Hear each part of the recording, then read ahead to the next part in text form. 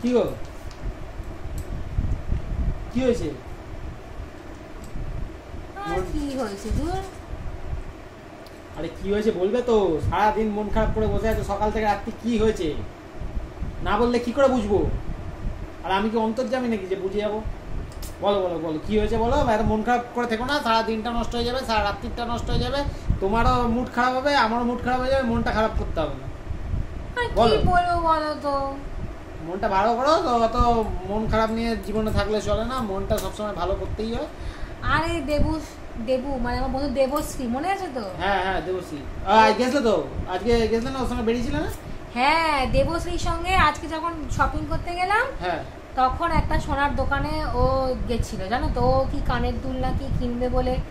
তো ওখানে গিয়ে না আমি অনেক দেখছিলাম জিনিসপত্র, একটা হিরের নাক চাবি দেখে। থাক থাক, কি হলো? মন খারাপই থাক। কেন?